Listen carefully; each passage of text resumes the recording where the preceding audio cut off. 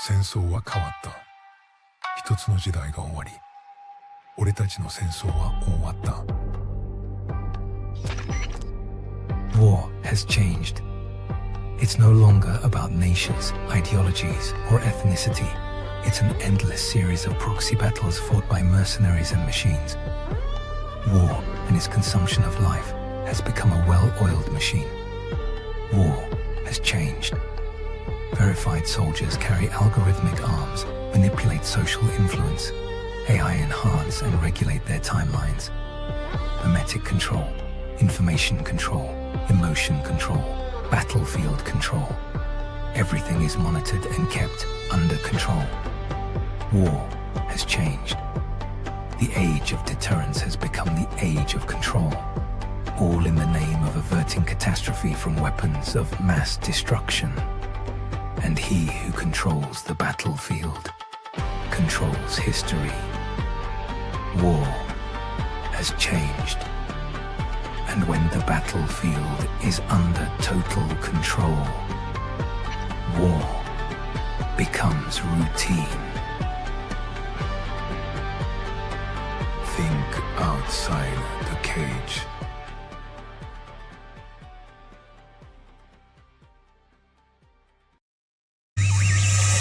The world is getting crazier.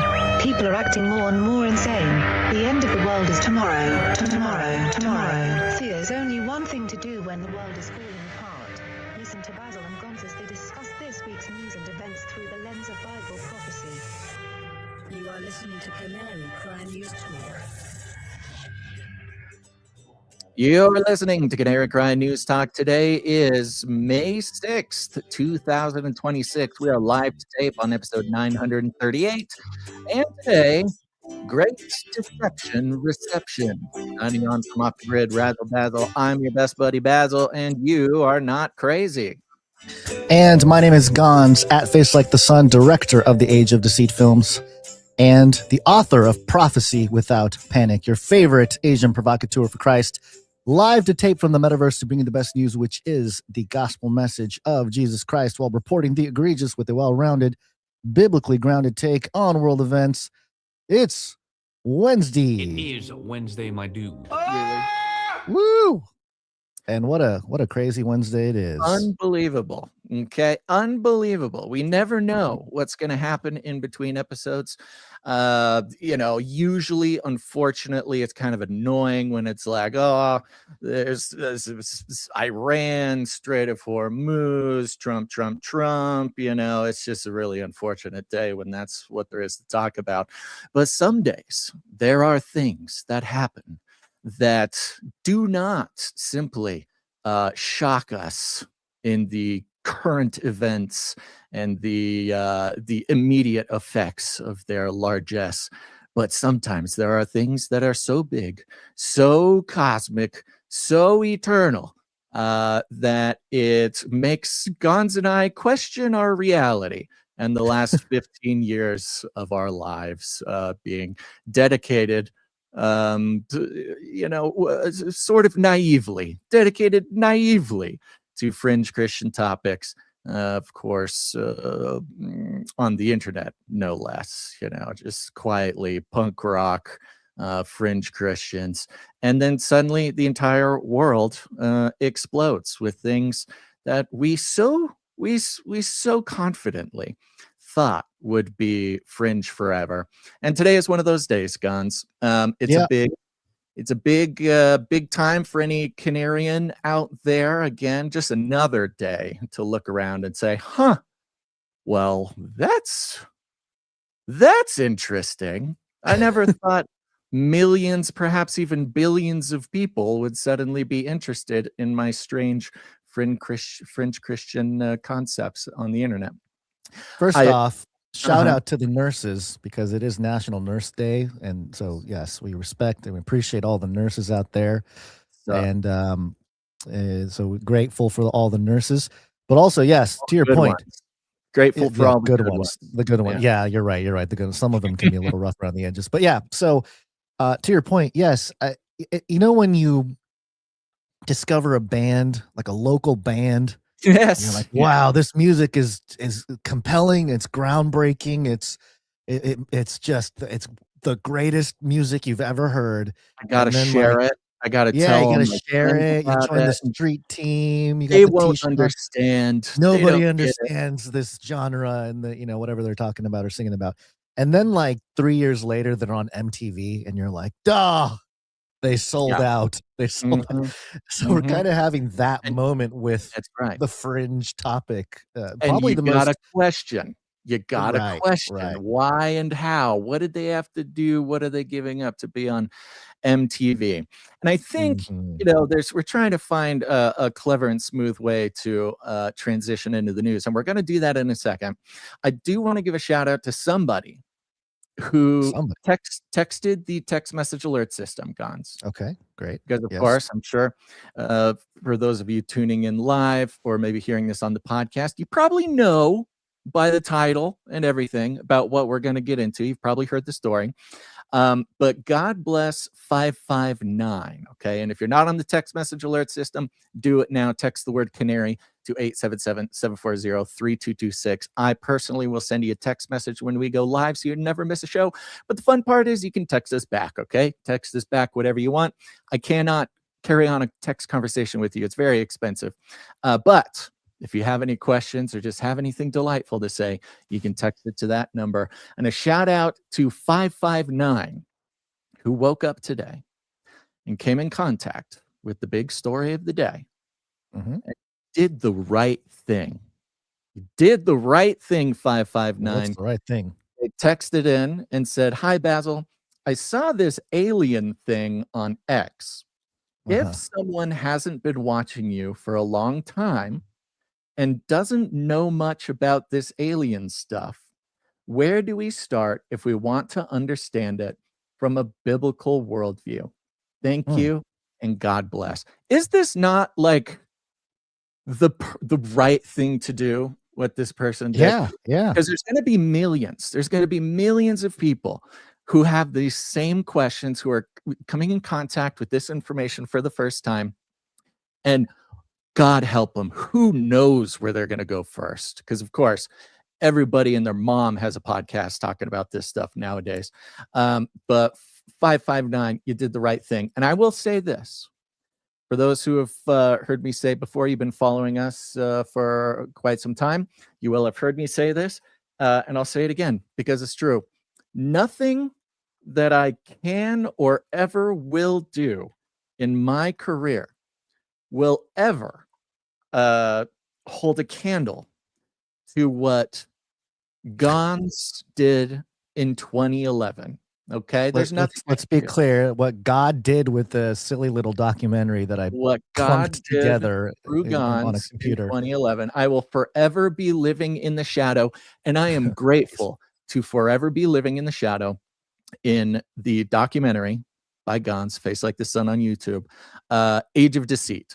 Now, there's 4 Age of Deceits, but in Age of Deceit 1, 2011, that intro to everything has been life-changing for a lot of people, but contained within Age of Deceit 1 is I believe, the perfect intro into what's going on right now. In this case, we call it the Great Deception. Now, we know that the Great Deception has many tentacles, it has many facets and angles, but dear 559, I would say number 1 is go to the Face Like the Sun YouTube channel. Is Age of Deceit 1 up on there, Guns? I think it's still there. Yeah, I think it's. Look for Age of Deceit. There's 4 of them. Look for the one that's not numbered. I imagine you didn't call it Age of Deceit 1 when you made it. But No, I did not. Age of Deceit, what is it? New World Order and Fallen Angels? Fallen Angels and the New World Order. Fallen Angels and the New World Order. That is where you start, and you will be getting a historic. You'll be on the same page with millions and millions of people immediately.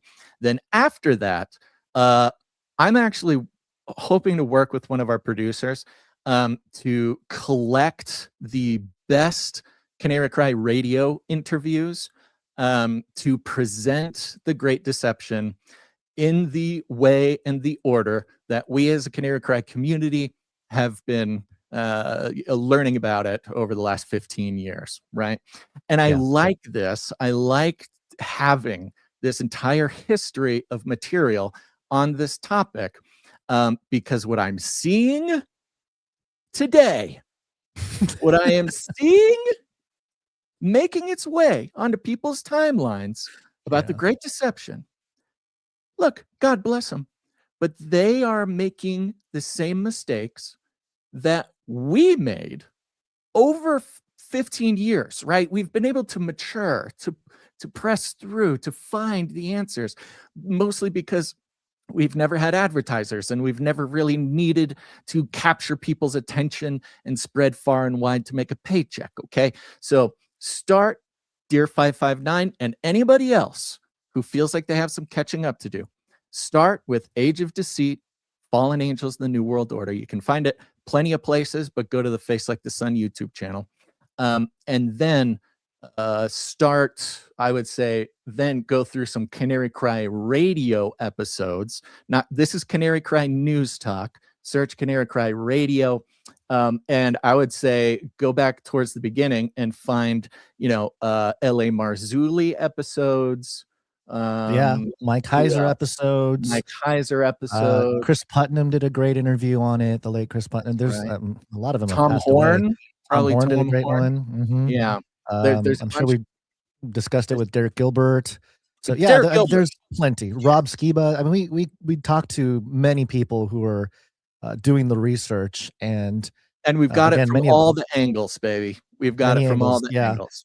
But so, if I could do a quick sort of rundown, and I think this is important to state right up top here, because there's mistakes that get made that I think we've gone through them. Maybe we were allowed to go through it with some time, with by the grace some of runway, God. with the grace of God. We were given 15 years to go on this process, where people today barely have 15 minutes to catch up. Right, exactly. So one of the things people tend to do is come to quick conclusions, right? You can't jump to conclusions right away. You can't just say they're all aliens, like extraterrestrials evolved from other planets. That's one conclusion people come to. It's too hastily. But this other side of it, which is it's all demons, this kind of non-physical, wispy sort of, non-real thing. It's just demonic in the unseen realm, spirit type thing, which it's a lot more true, but you can't just say they're all demons, because there's a lot of gray area and a lot of different tentacles with the phenomena itself, whether it's the abduction phenomenon or the actual craft phenomenon. So there's different categories. And there's not enough data. Mm-hmm. If I may make a comment, because this is the immediate reaction. This is the Twitter version. This is the, mega church pastor who is jumping on the train, So the words you will hear is that aliens are demons. Okay. Right. That's been pushed by, of course, lots of people, but even when it made it to the White House, J.D. Vance, our vice president, saying it. Yeah.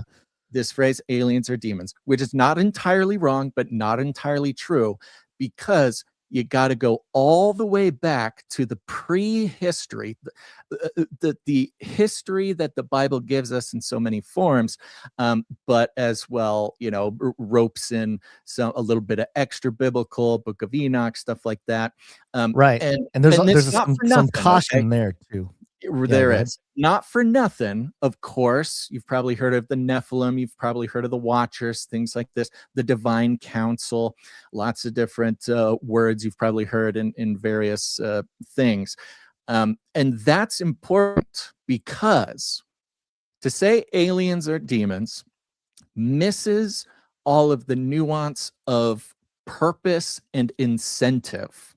Mm-hmm. When you go through the full process that, thank God, we've been able to go through, saying aliens are demons, an easy, quick way to at least it's a nice trope. At least express whose side they're on. But without knowing the ancient history of their incentives, none of the behavior makes sense. The Right. behavior of aliens, the incentives of aliens, the motives of aliens / demons, the deep history and research of this thing not only will clarify the ambiguousness of aliens or demons, but do so because you will be equipped with the knowledge of their incentives, their mindset, their motivation, these sorts of things, which will give you a much deeper understanding than just aliens or demons. So, right. Okay. So part of it too is that I think it's hasty also to come to the conclusion that, this topic will destroy Christianity. That was, it's a pretty common thing it's been talked about even at the Vatican 20 something years ago. They had a meeting about an astrobiology meeting. What would it mean to baptize an alien and all this kind of stuff. And also, we're talking about the Great Deception and it lays it out today, but to conclude that we're finally at the Great Deception, that also, we got to be cautious about that too. I think there's a lot of archetypes and a lot of patterns that we can identify as very similar to some scriptures that talk about this event or this time when deception is rampant. But what we can know for sure, and I think this is important for people who are like very brand new to this, like the real babies, you can be like a lifelong Christian and never touch these topics. mm-hmm. But I think it's important to open up your Bibles, get to the beginning, read through it, and understand that the Bible already assumes non-human intelligences exist. Okay, it's pretty apparent from the get-go that there are non-human intelligent entities that exist and interact with us. So again, you can start parsing it as physical, non-physical. You can look into all that, but it's clear that there are non-human intelligences, NHIs, as sort of the government has picked up on the acronym for. But the Bible calls them Elohim. They're spiritual beings. They're not aliens per se. Some people say they're aliens, but in the Bible, they're Elohim. There are these entities whose residence is in this unseen realm. And within that, there are loyal beings and there are rebellious beings, right? And then there are also sort of territorial powers and different things. So if you really get down to it, the biblical worldview, there's no threat to the biblical worldview when it comes to all of this stuff. And anybody suggesting that there might be, it's only there at the narrative and at the cultural level. When you really get down to the nitty-gritty of the Bible, the psyop level, we'll get into the psyop, right. And I think when you get there, once you understand that part of it, then you can start looking at the Nephilim, Genesis 6 Watchers, Sons of God, and the rebellion that took place there, and get into all the stuff there. And then, of course, if you want to really look at the Great Deception concept more specifically, there's plenty of passages. 2 Thessalonians 2 being one of the more popular ones, verse 9. And on here, the coming of the lawless one will be accompanied by the working of Satan with every kind of power, sign, and false wonder, and with every wicked deception directed against those who are perishing because they refuse to love the truth that would have saved them. For this reason, God will send them a powerful delusion or strong delusion so that they believe the lie. And of course, we've had many guests on who consider that to be this alien deception, this great deception that is sort of being discussed now, as some pastors are pointing out. And then there's Matthew 24, and it talks about false Christs and false prophets will appear and perform great signs and wonders to deceive even the elect, if that were possible. And if in the context of modernity, where advanced forms of technology is indistinguishable from magic, great signs and wonders seem possible.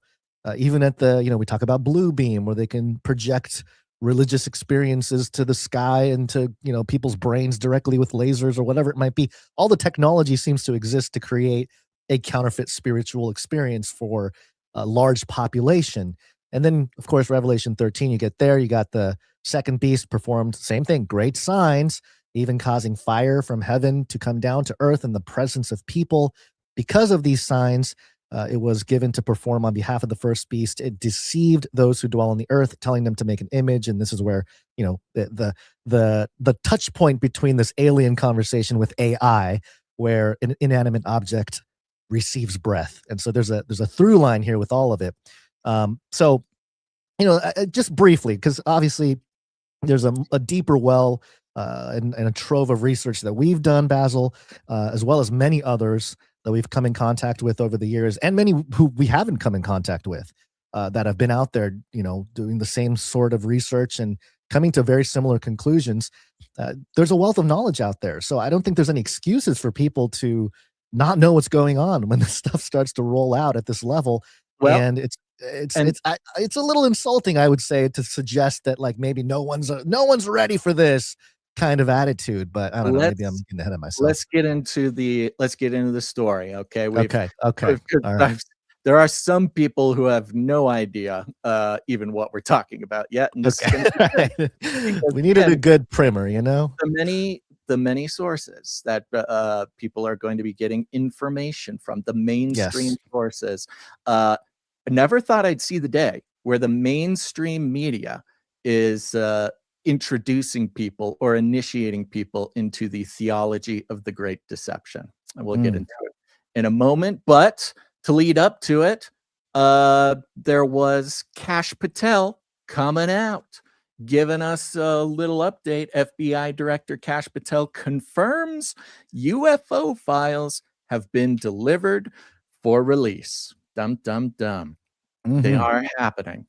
We did have a clip. The funny part is Kash Patel sort of announced this officially on the Sean Hannity podcast. It's only a minute long. We can hear it from his own words here. The idea that there would be life on other planets that may be visited here would not at all shock or surprise me. Have you ever looked into it? We're looking at it. Here's the thing. Again, okay, I want all the details. Here's the thing. Every other president before President Trump could have said, hey, let's look at that and get the American people the information. What did he do?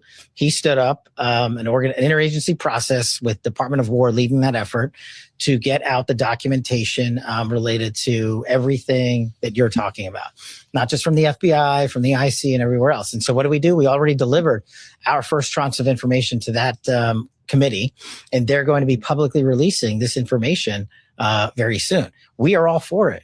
There's nothing in this subject that we're talking about that we don't want released. Our job at the FBI is to work with the White House and DOW, give them the information, and then they're going to put that out in a methodical process. And you're going to start seeing those releases literally happening in the very near future. We just met on it. Literally happening in the very near future. Okay, getting everybody hyped. The UFOs, it's coming. Perfect timing of this announcement, because we have a headline from the Daily Mail. Daily Mail. And we will bring you some wonderful clips as well. But the Daily Mail, of course, we have been exhorting, exalting, I don't know, encouraging the Daily Mail as they have taken their place, building this sort of foundation of conspiracy theory 101, releasing some classic articles on some of the most classic conspiracy theories and reporting on them as if, taking it seriously, right? Not just a way to call conspiracy theorists crazy. This has been their MO for 6 months to a year.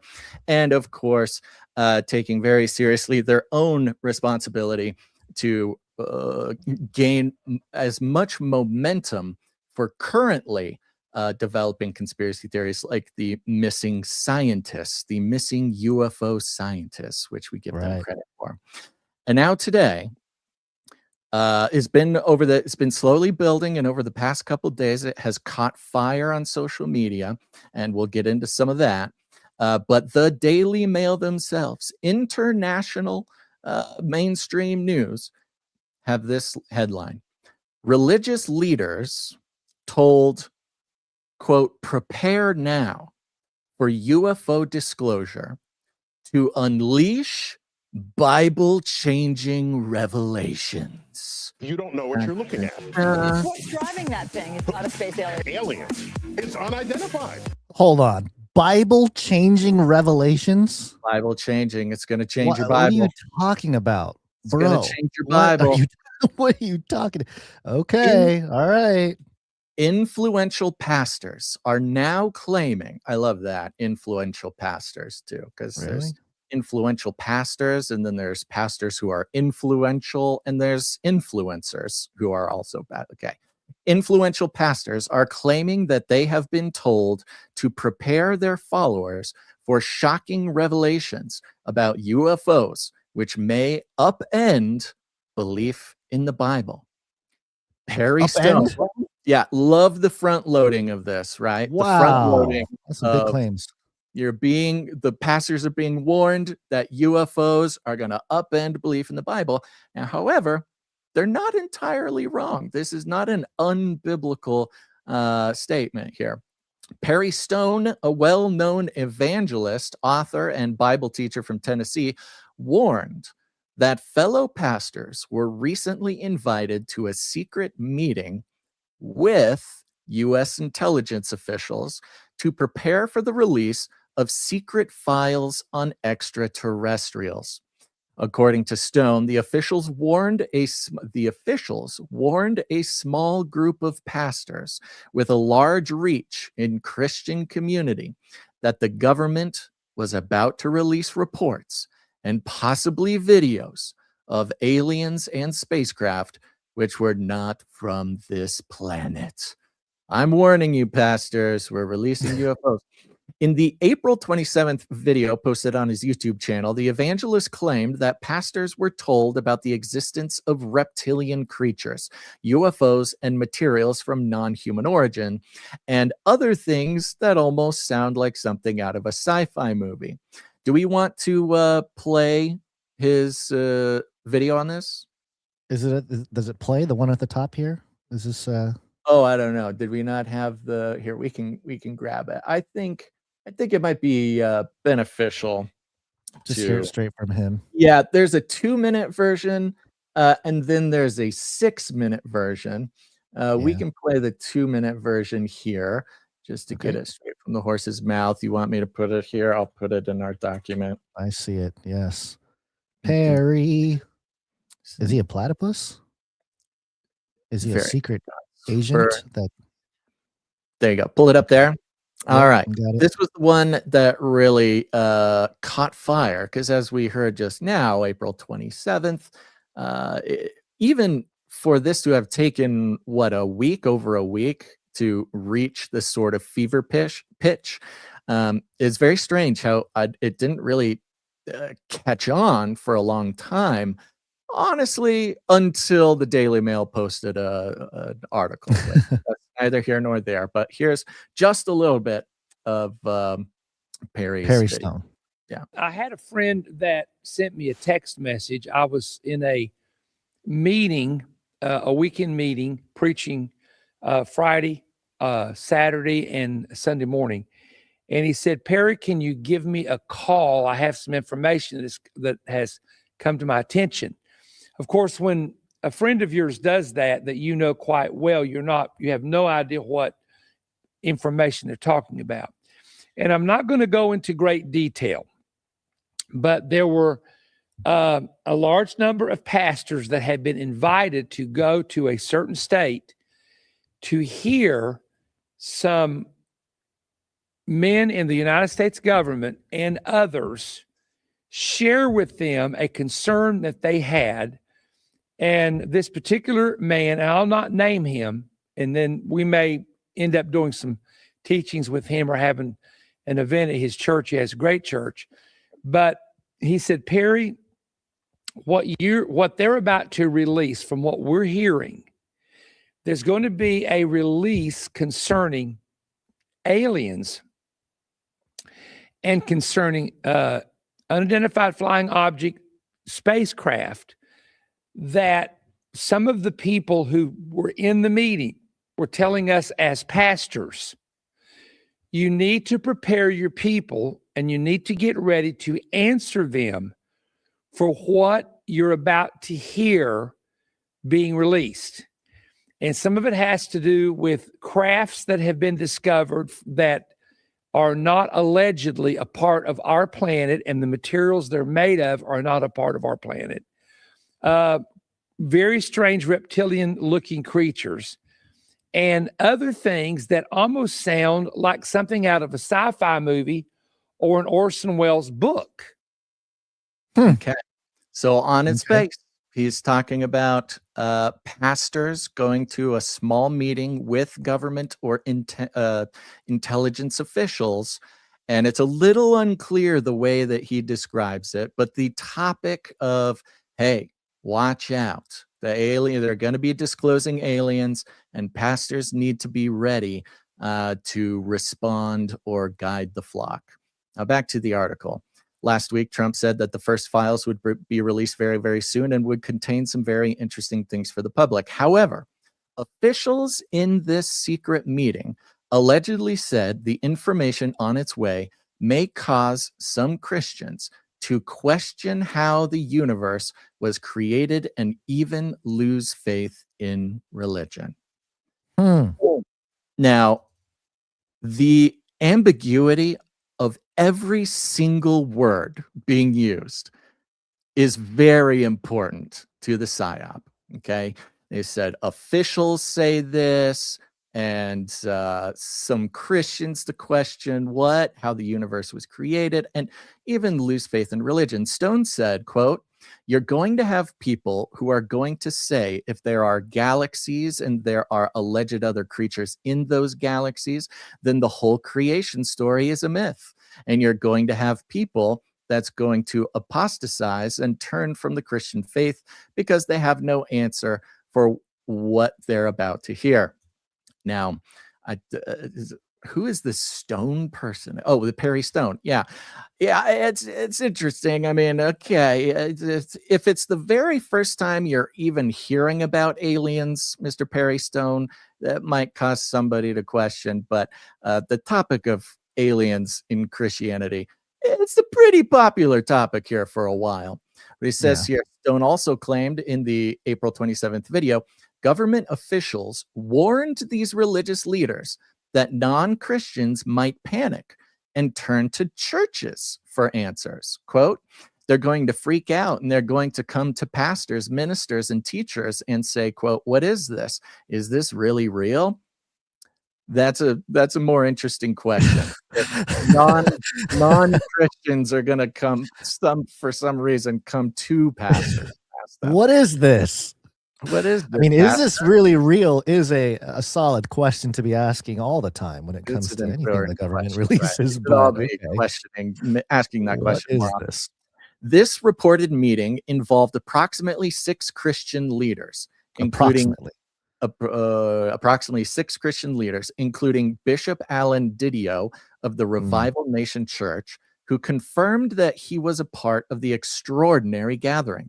Didio said, quote, "It seems like a half a dozen people were gathered in an Airbnb in the mountains of Tennessee discussing an investigation that's going on in the United States government against crimes they have committed to the process of retrieving and reverse engineering technology from non-human intelligence."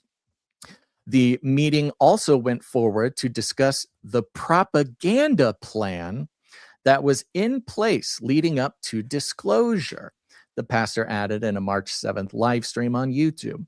Again, they went forward to discuss the propaganda plan. Is that they were planning the propaganda?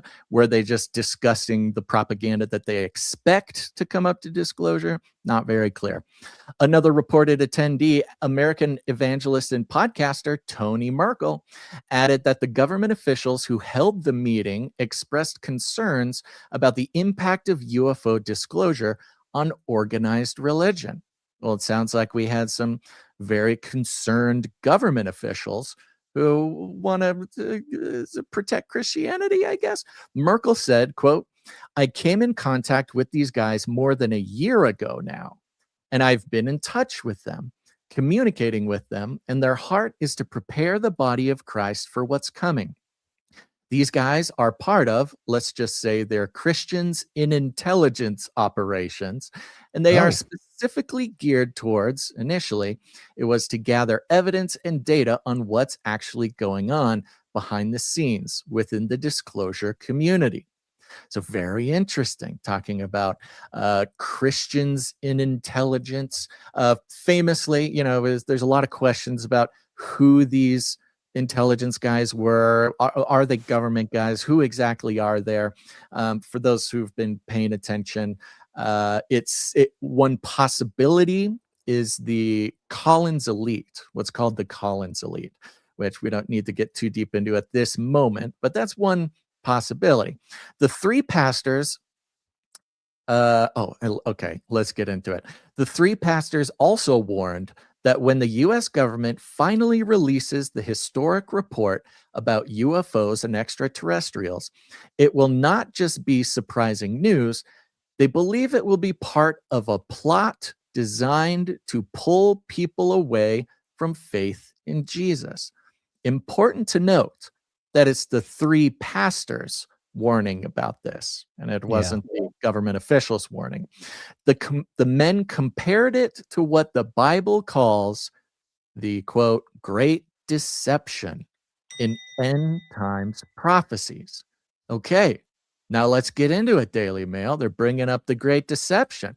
We've watched them for weeks and months now make a habit of more or less at least exceeding expectations on presenting conspiracy theories in a sort of authentic way, an honest way, without, trying to put a sort of tinfoil hat spin on them. And this is something that's been very unique to the Daily Mail recently. Very suspicious. We've talked about it. Stone explained that the men compared it to what the Bible calls the great deception in end time prophecies. Stone explained that supposed revelations about aliens could make the Bible's creation account look like a myth, causing believers to, quote, fall away from teachings of Christianity. Merkel and Didio went further, saying the disclosure had already been set up to paint Christians as the bad guys who were holding humanity back, with people being told, you were close, Christians, you were close, that's right, but no cigar, and here's what it actually is. All three men urged churches to get ready now so believers would not be shocked or deceived, but instead stay grounded in the Bible and their belief in Jesus when the great deception arrives. Now, that description of the great deception feels fairly thorough for Daily Mail. Like, that's enough. That's enough of the basics, I think, honestly presented in the Daily Mail, that there's going to be millions of people coming in. There's probably even a lot of Christians who are coming in contact with this concept of the great deception right off the bat here with the Daily Mail. And so far, they're not necessarily getting anything wrong. It's an okay sort of 101 explanation. While religious leaders have allegedly been warned about the coming UFO files, multiple government officials have also tied the alleged existence of alien life directly to events and beings written about in the Bible. They then mentioned Vice President J.D. Vance said in March, "I don't think they're aliens. I think they're demons." He previously declared himself a UFO lunatic and was committed to get to the bottom of answering whether aliens exist or not. Now, I was absolutely turned upside down to see in the Daily Mail a pretty good introduction to the Great Deception. Because, of course, the Great Deception, which, of course, there's a lot more to it. There's a lot to learn. So, like we said, dig into it, and we'll make available. Man, what we should do is make a list of CCR episodes that really give the rundown. But this sort of honest accounting of the Great Deception, which is something that kind of fringy, weird Christians who've been into aliens for 15 years are very well acquainted with. And when looking forward at biblical prophecy and, say, okay, it looks like we can keep our eyes on some things happening in the world. It seems to be reflecting on various biblical prophecies about the end times, things like that. That's been going on for a long time. But the Great Deception was always this integral part of it because of some of the scriptures that you read at the top of the show, where there will be something so convincing, so deceiving, that it's sort of this last-ditch effort to pull Christians away from Christ.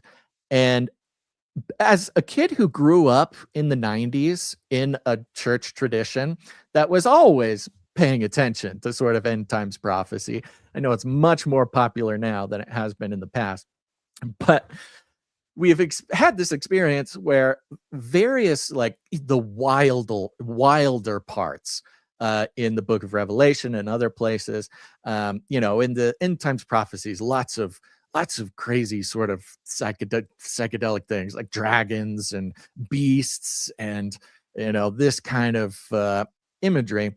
It's always progressed kind of at the same rate that technology has progressed, because every step technology takes into the future, it provides a more explanation for how one of these things in biblical prophecy, could make its way into, in this case, the news of the day.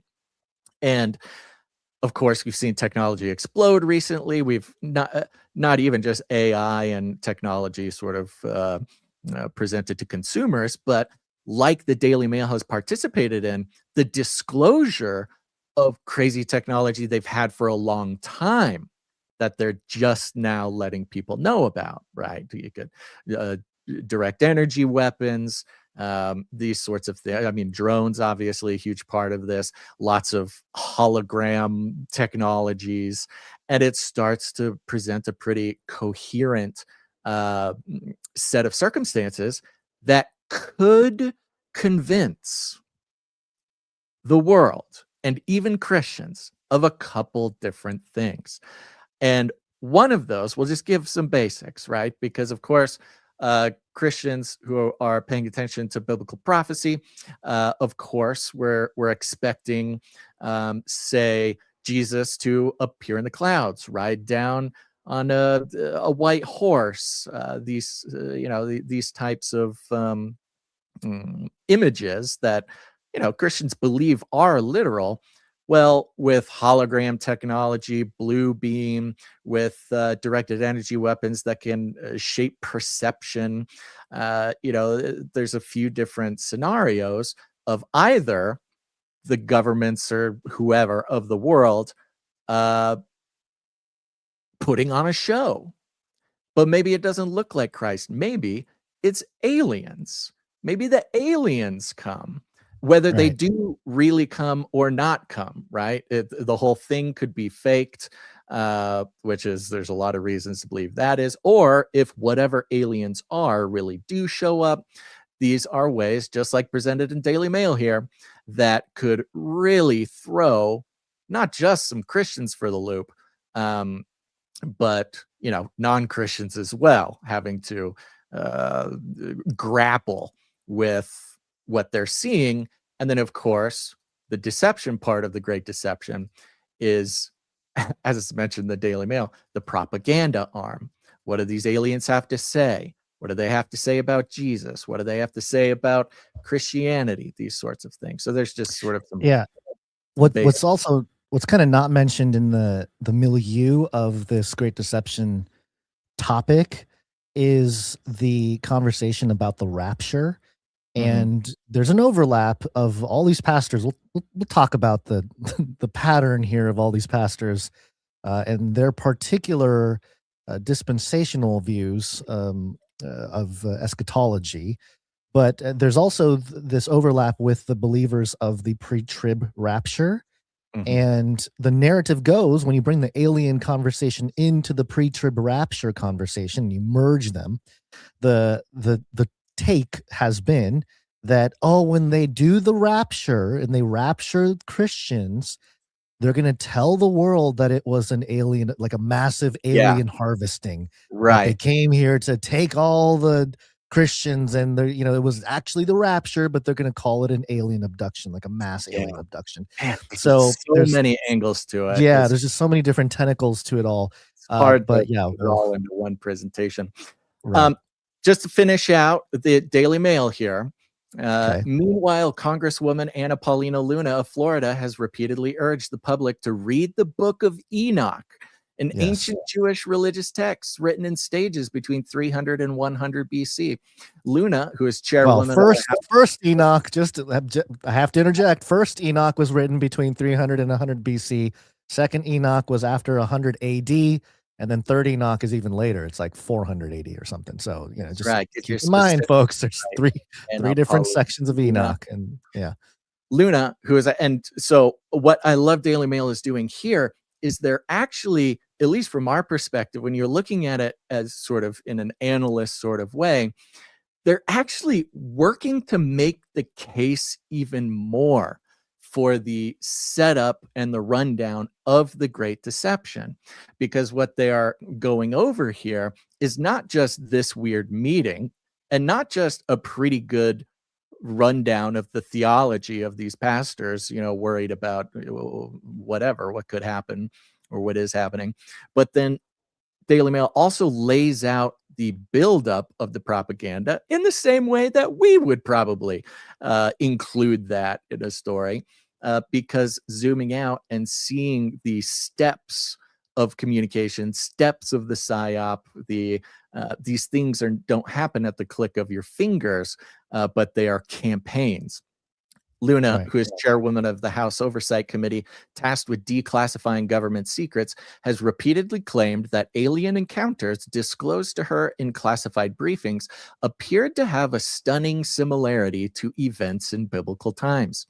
Instead of aliens, the Congresswoman has called these alleged creatures interdimensional beings, noting that the Book of Enoch tells of 200 angels known as Watchers who descended to Earth and mated with human women. Last year, Luna told podcast host Joe Rogan, of course, "Have I seen a spaceship personally? No. Have I seen evidence of this? Yes. Have I seen photo documentation of aircraft that I believe were not made by mankind? Yes. Is there historical significance to this? Yes." Quote, "Is there multiple events that go back to, I would argue, maybe even before the time of Christ that have been documented in text? Yes." She continued during the August 2025 episode. End of article. There's no no follow-up or no rebuttal follow-up, or anything? no Okay, that's response to it, right? No, isn't she crazy? No, well, the Democrats disagree. No, This is coming from the deputy science editor from DailyMail.com too. Interesting. The deputy science editor.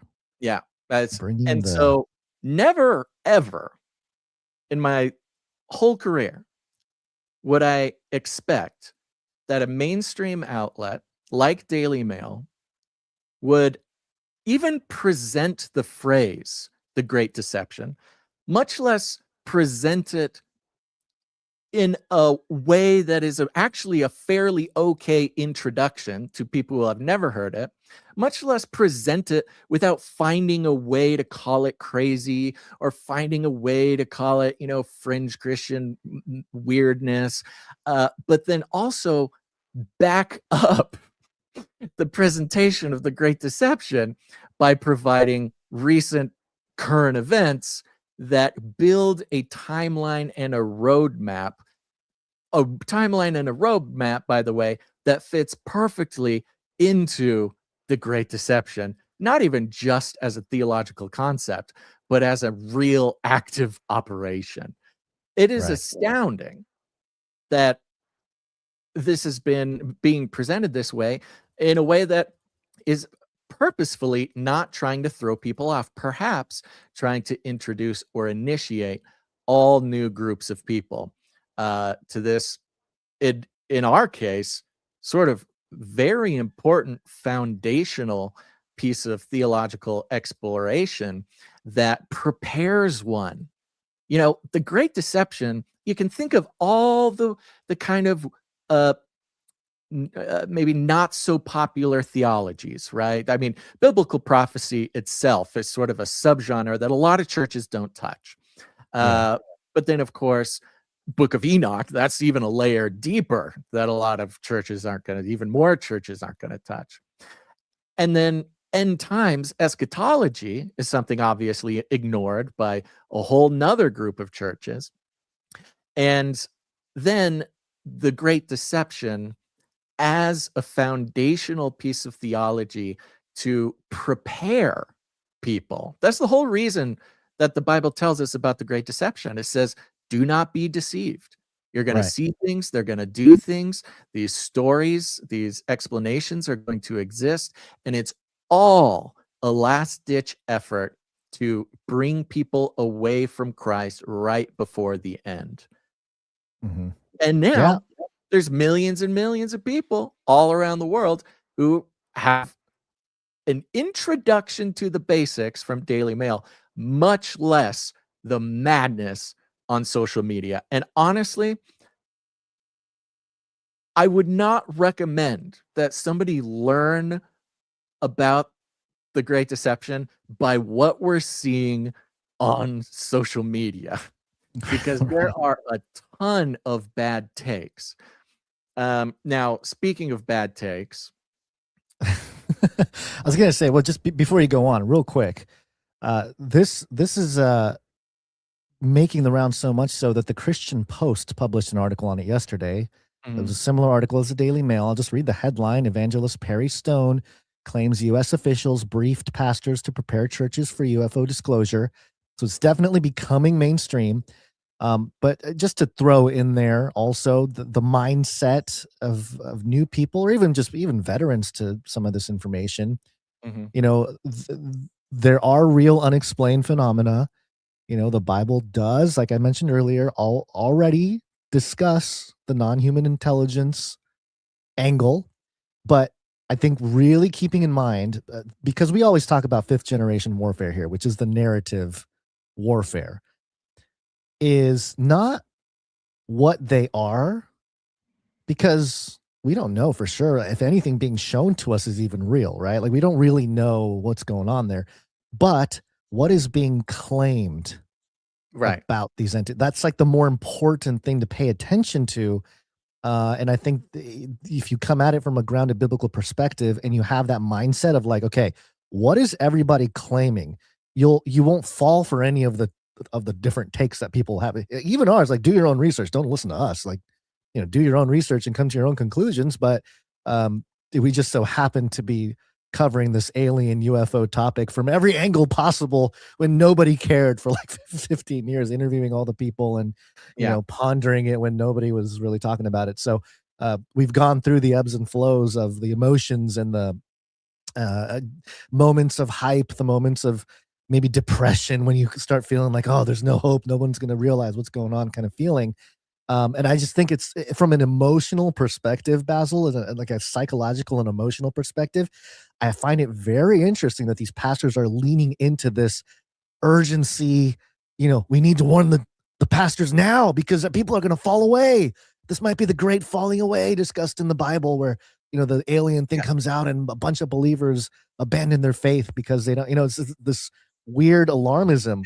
And to a degree, they're not wrong, because of course, that's what I'm saying. They're not wrong about it, but it's the timing of it is very interesting that those emotions are being provoked at this time through these particular pastors with this viral story, which is the part that makes it very get into the pastors as well, because there's been some responses and there's been some very important details that have been clarified. Pattern recognition. So we're going to start with the mainstream, right? The mainstream Daily Mail tells this story of pastors being brought into a secret meeting with either government or intelligence officials, who, at least the impression being given by Daily Mail, there's, you know, these government people had a secret meeting to try to prepare the churches, prepare the pastors for what's going to be released. There's an implication that this is like an official meeting, right? There's an implication, you know, there's even a kind of a vibe of like, hey, wow, these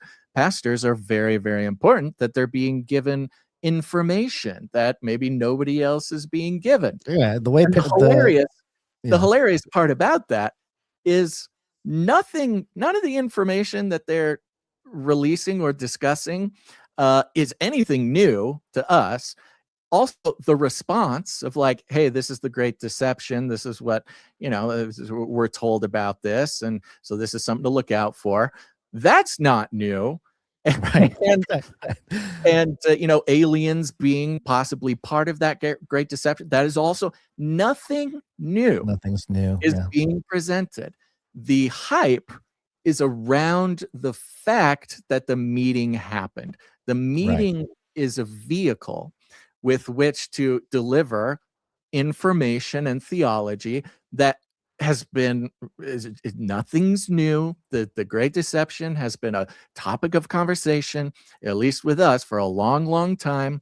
And the shock for me, is to see it presented in Daily Mail, but the meeting itself, the fact that the government would meet with these pastors to warn them. That's when I dig through all the detritus of this story. That's the core sort of alarming thing, because it's, the government takes this so seriously that they're warning pastors. For some reason, the government is so, cares about churches so much that they want them to be prepared. You know what I mean? I feel like those are kind of the hidden questions that when we first feel this story, right? When we first hear it and we first feel it, we're feeling a kind of a sense of urgency, a kind of a sense of amazement, a kind of sense of like, oh, it's happening. This is real. With no new information except for, I think what that feeling is really stemming from is, somebody in the government cared enough to warn Christians in America that this was coming. Well, is there a group? Isn't there a group of some kind that supposedly had, talked about this whole issue many, many years ago with the aliens and the Christianity? And I mean, where would that even? Elite? Oh, yeah. What is it called? The Collins Elite. The Collins Elite. Oh, yeah. Okay. Yeah. Well, and this is do you want to talk about them first or the Newsweek article first? I want to talk about Newsweek for a second. Okay. Because the questions start arising. Mm-hmm. Okay, who are these government people that had this meeting? Now, Newsweek tells the story it frames the story in an interesting way. The headline is Pastor Issues Apology Over Aliens Inventing Christianity Comments. Oh, Newsweek. I love Newsweek. They love to spin the spin, it's already spun enough, but now there's a spin on the spin. This is great. Newsweek doing hard lifting. We go from the Daily Mail, which is religious leader. Let me grab it again here. Religious leaders told prepare now for UFO disclosure to unleash Bible-changing revelations. Newsweek comes in, pastor issues apology over aliens inventing Christianity comments. Pastor and YouTuber Larry Ragland, who suggested he was told in a secret meeting with U.S. officials. Again, the details. He was very loose. He was told in a secret meeting with U.S. officials, not by U.S. officials. Mm-hmm. He was in a meeting with U.S. officials, and he was told that aliens had invented Christianity. Has apologized after Republican Representative Eric Burlison of Missouri hit back against the comments. In a clip circulating on social media, Ragland said that a, quote, very well-known congressman from Missouri had called into the, quote, private meeting for pastors, adding, quote, on speakerphone, this sitting, powerful member of Congress said, ... they are preparing to tell us that they are from another dimension, that they are our creator, and that these beings, these aliens, whatever you want to call them, they were the ones that seeded us here. There is no such thing as God. Jesus was invented by them. The Bible was invented by them. End quote. Now, this might be the absolute gold medal winner for how to spin what happened here. Because, and we know that this is spin because we had the apology. The Great Deception. I have the clip. We don't have to play it. Yeah, we got the clip of Burlison saying all this. A minute and a half. We don't know if we have to play the whole That's minute fine. and a Yeah, half. play but, it. I mean, he's part of the story. Yeah, somebody put together with the alien sort of inscription and some music in the background. Full of pastors and invited to come to a private meeting with a group of men who are connected with the intelligence world that are believers, but are still have very high security clearance. These are legit, true men of God that are still connected to Washington and even this current administration and all branches of military. And they literally told us, we had a sitting congressman, a very well-known congressman from Missouri. He called into that meeting as well. That was just for pastors. And this is what he said. On speakerphone, this sitting powerful member of Congress said, "Are the pastors listening to me?" I'm getting chills right now because this happened to me. He said, "Are the pastors in the room listening to me?" And I said, "Yes, sir, we are here." And he said, "Listen to me. Go and tell the church they are not ready for what is coming. The narrative that is coming, what they are going to say is going to be like nothing you can even imagine. They are preparing to tell us that they are from another dimension, that they are our creator, and that these beings, these aliens, or whatever you want to call them, they were the ones that seeded us here. There is no such thing as God. Jesus was invented by them. The Bible was invented by them." And begin to just say, listen, prepare the people for what is coming because they're not ready. But he loved us so much. Oh, then he goes into his little about Jesus. But yeah, clearly, this is like the third or fourth time I'm watching this clip. Mm-hmm. And yeah, it really does appear. It was not well done. It's not well done. It does come off as he's suggesting that this person, this congressman from Missouri, I wonder who that is, said all these things. Right. So, and here's the thing. He probably did say them, but this is how it goes, because this is the great deception, is that, yes, they will lie and tell us that the aliens invented Christ, the aliens seeded us here, the aliens created the Bible, the aliens did this, right? That is an essential part of the great deception, is that the deceivers will tell this story in order to draw people away from Christ. The way that it gets presented here is that the congressman is telling what he thinks is the truth, or what the truth is, right? He's saying, hey, they're getting ready to tell you the truth, that aliens aliens created us, aliens, whatever. Right. And so you've got these many different splintering, it's a little bit of a mess, actually, but it's called the Great Deception, right? We're watching the Great Deception sort of unfold in front of us. Of course, there's going to be a lot of deceptive aspects to it. It's going to be really deceptive to try to put it out there. So, this pastor gave the impression that Congressman Burlison is saying what he thinks is true, and that is that the aliens created everything. But what he's really saying is that, no, they're going to tell you, and it says right there, they are preparing to tell you these deceiving things.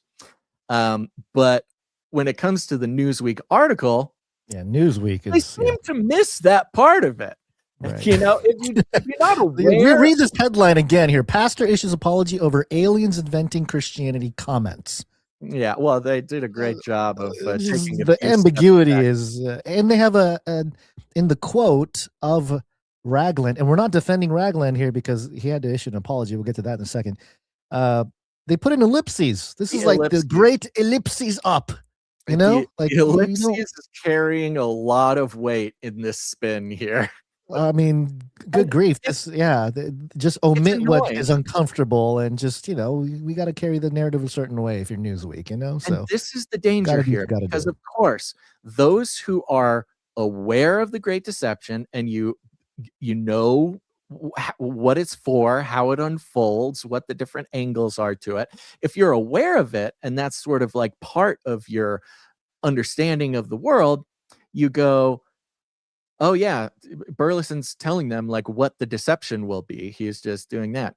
But if you're reading it for the first time on Newsweek and you're just learning about the Great Deception and you read this, the way that Newsweek very tactfully uses ellipses and everything, you would be under the impression that this congressman knows the truth, that aliens seeded us, that this is what the government knows. Right. And This is what Newsweek wants. Newsweek wants this to be true to discredit Christianity. So yeah, of course they're going to cater to that narrative a little bit more than the reality here of what the against what DailyMail did, which is pretty much report what in general the Great Deception. Give a nice involves. basic, basic primer, rundown of what the Great Deception is, right?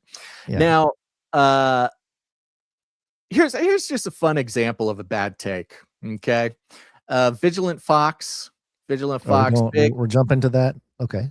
All right. I didn't have much more I wanted to Well, do. let me just to clarify, okay? Because the problem was that Burlison actually came out and said, and there was a lot of pushback for this sort of claim, and I don't know where the pushback, what people saw, the important people saw to create this pushback, but Eric Burlison himself said, "I've had many people." This is on X.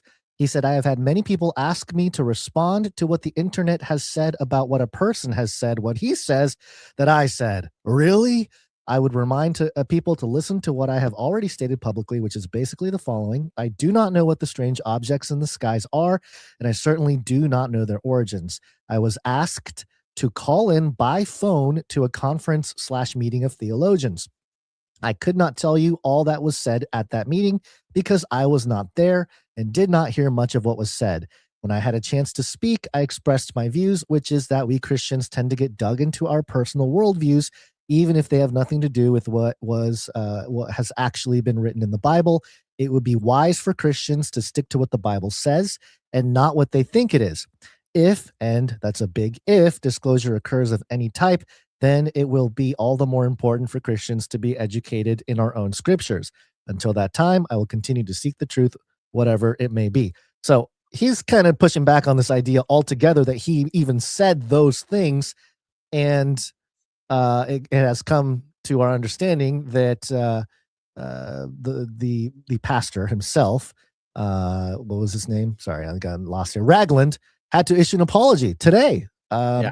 We don't necessarily have to play it, but he basically says in the apology that he was a little hasty, and he apologizes for making it sound like those claims were from Congressman Burlison when they're not. They're his own opinions, and he'll do better next time, kind of thing. So there's there's a lot of this. There's a lot of this with this whole story. Right. And we mentioned Anna Paulina Luna. We've been mentioning her a lot because she's sort of the point person for a lot of this disclosure conversation at the congressional level. And she came out and responded to the Perry Stone video saying, "Really? Have not heard of this, and we're running point on it." Basically saying this secret meeting of pastors, because again, part of the narrative also with this meeting was that the government, maybe at the congressional level, or somebody important, someone connected to intelligence, the way that, the impression was, at least to the mainstream, was that the government invited these pastors to some Airbnb, put their phone in airplane mode so they can tell them about all the secrets, and then get ready for the Great Deception, warn the churches because the Great Deception is coming. And that doesn't seem to be the case either. So at least at the congressional level, there was no organized meeting of, Christian pastors or theologians to sort of push this narrative out there. So, and that's and that's where the questions certainly don't begin and certainly don't end. But her point is, hey, I'm the point person on this entire disclosure thing. If we had a meeting with a bunch of pastors to tell them to get the church ready, I would probably know about it. Right. Now, she could be lying. It's possible. She could, of course. Yeah, she's a congresswoman. She could be lying and she could know everything about it. But then the other side of it is, okay, so if it is true that the official spearhead for disclosure had nothing to do with this, then it would, once again, wouldn't be the first time that the intelligence agencies went ahead and did something without congressional approval. Right. You know, like that's Right. not I mean, the that's a craziest pretty idea. established pattern of behavior when it comes to the intelligence community And it goes at back to large, the I would say. question. It goes back to the question: who are these intelligence people who are so concerned that they wanted to meet with these Christian pastors to try to get the word out about the Great Deception? And again, it's possible the Collins elite. I mean, that's the only touchstone Yeah. that the public really has for a, you know, not that they're like being too sneaky or something, but they are a group of Bible believing, because this is how they're described, a group of Bible believing Christians in government and in the intelligence community who are all on board. I mean, they're very aware of the Great Deception, the disclosure, and they take this very seriously. A lot of the J.D. Vance aliens are demons. I mean, that's Collins elite. That's their thing. That's their. There's even been huge articles. I can't remember exactly, but it was like New York Times or The Atlantic, one of those kind of left side of the media there. They wrote a whole big write-up about who are the Collins elite. They're these crazy Christians in the government who have super high security clearance, and they're telling everybody that aliens are demons. And so this is well known. I'm not speaking necessarily out of turn, and I don't know if it was them, but if there was a group of Christian intelligence people who wanted to put I'm not even going to call it a secret meeting, because they certainly didn't do a good job of keeping it secret. You know, they would be a candidate. The lot of the white hat narratives for Pizzagate, for QAnon, and a lot of that stuff stems from some of what the Collins elite suggested, with sort of the satanic elite in the inside of government. Even like in Alex Jones, and it's not untrue. We're just saying that it's interesting that there's this group that allegedly exists within governments that are, that's fighting the good fight, so to speak, on behalf of the believers. And, which again, as an outsider, we can only say like, well, we hope so at a certain level, but there's no way for us to really know as a common person, Basil, not having any connections to the intelligence. You go to the Collins elite wiki, and again, no idea if this was the Collins elite or not, but it's very interesting. They have their own Wikipedia page here. It says the Collins elite is a faction that some whistleblowers say exists within the U.S. government. That's what it was. Whistleblowers came out, again, to either the Atlantic or New York Times or something, and complained about the Collins elite to liberal media, saying there's all these Christians in our government who think aliens are demons. Whistleblowers say exists within the U.S. government investigations into UFOs. The Collins elite supposedly believe that NHIBs, non-human intelligence brains, I don't know what the B is there, behind the events being investigated are in fact demons in the biblical sense, and according to some accounts are obstructing the investigation for this reason. Interesting mention here. This is in the Nick Redfern section. Says British journalist Nick Redfern interviewed several alleged insiders, including Ray Bosch, for his book Final Events. Ray Bochet. Hey, it's Ray Bochet. Come on. And the next paragraph says the Collins elite came to believe that the activities of Aleister Crowley and his circle, for instance, the attempted magical ritual called the Babylon Working, carried out by Jack Parsons and L. Ron Hubbard in 1946. I mean, these are like foundational pieces of understanding of like American occult history, right? Right. Yeah. This is the Rob Skiba conversation we had in 2014 with Rob Skiba about all this stuff. And they say they believe in that Babylon Working actually succeeded in opening a portal through which demons could enter the world, and that the 1947 flying disc craze and the increase in alien encounters and UFO activity after that point was in fact the work of the demons. They theorized that the demons, working with unscrupulous human allies, were deliberately passing themselves off as aliens to frighten humanity into accepting a world government to meet the supposed threat of the aliens, and that the demons and their human allies would run the new government with the goal of being to enslave humanity and harvest human souls, right? So you've got this, which is just kind of great deception, as a chapter in the Great Deception theology. Right. Yeah. Look at it this. does mention. Yeah, I know. I was gonna say it does mention our buddy, our mentor. Yes, Michael S. Heiser.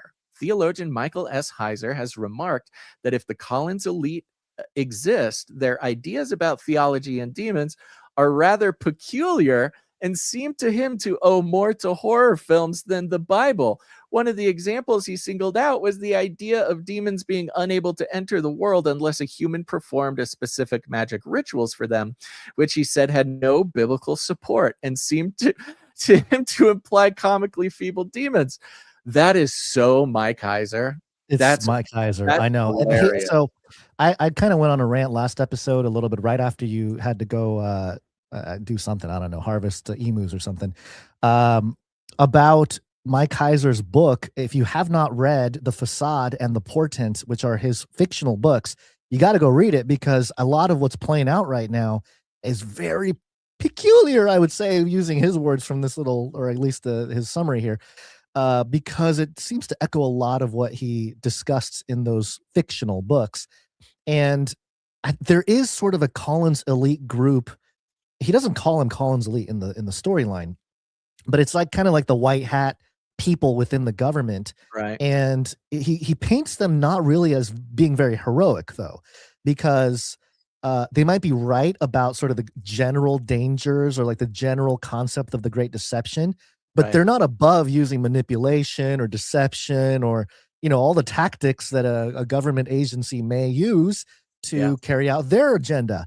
So, it's very Mike Heiser to sort of poo-poo on both sides and, take the narrow path there. So I love how even his mentions in Wikipedia on like fairly unrelated things are just perfectly encapsulate. It's like so Mike Heiser.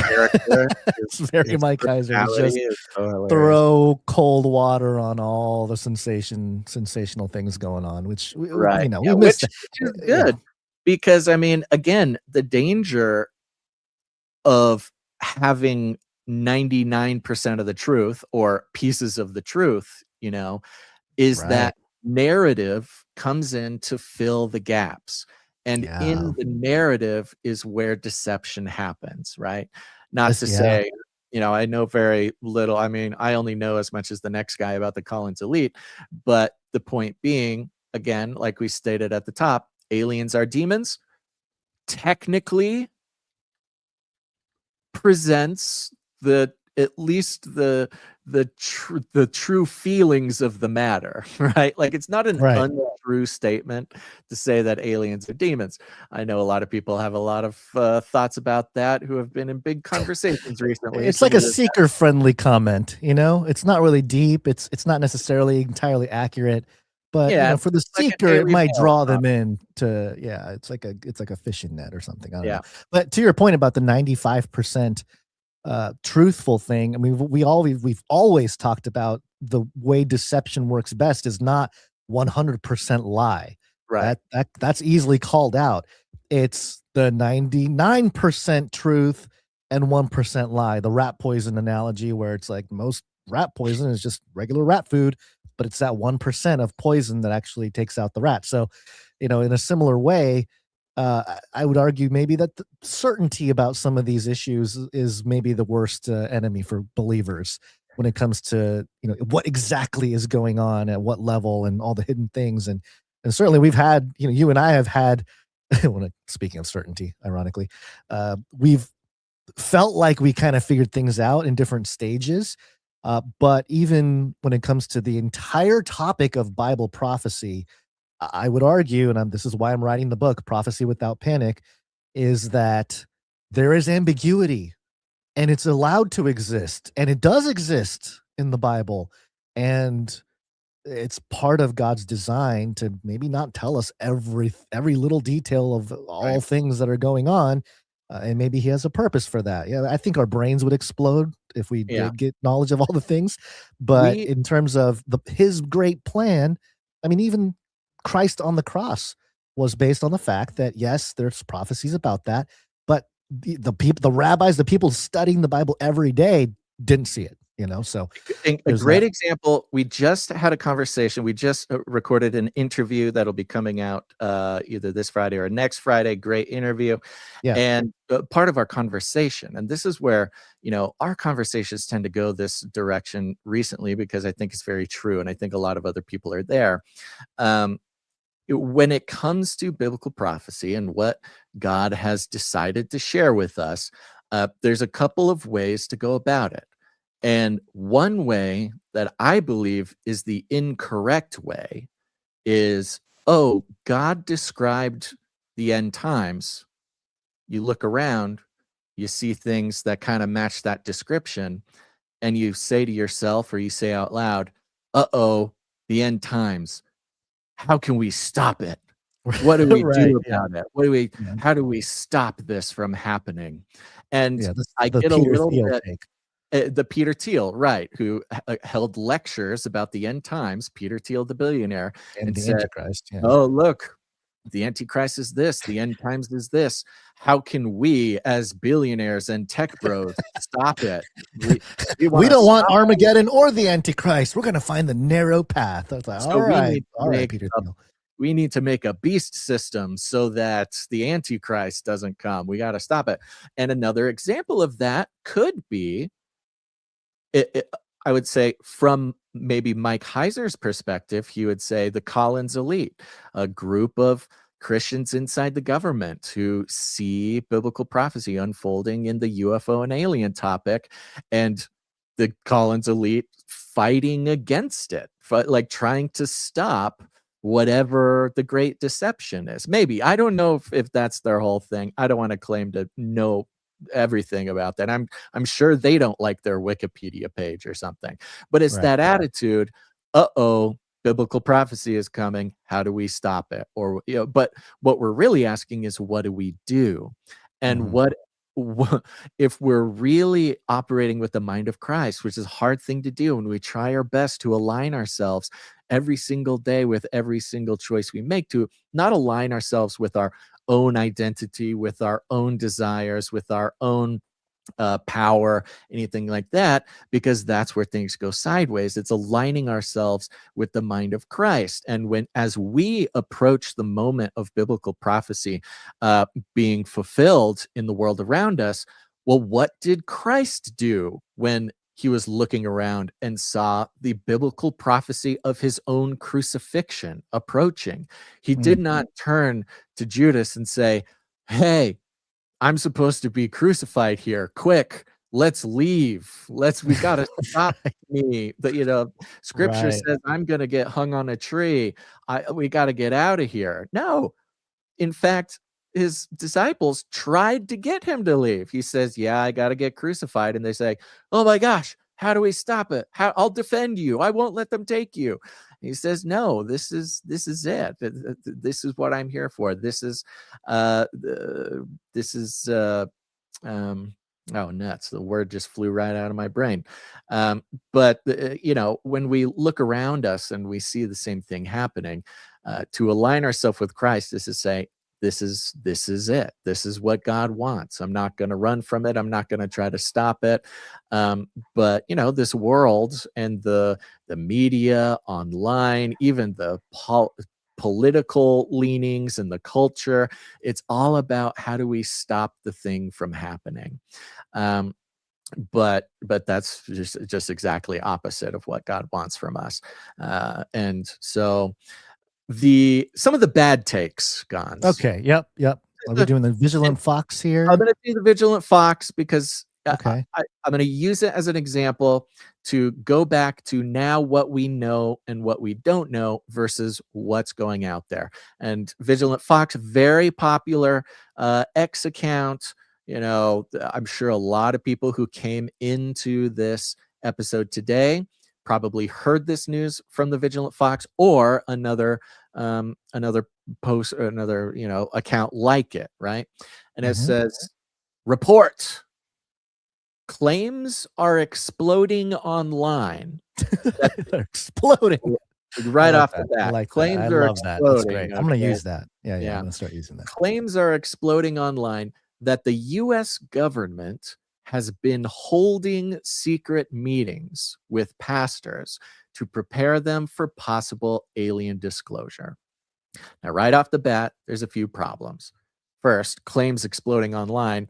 Well, I don't know if I want to base everything I know on claims. There's a lot of claims exploding online all the time. So that's not really, it doesn't really tell us anything. Yeah. That the U.S. government has been holding secret meetings.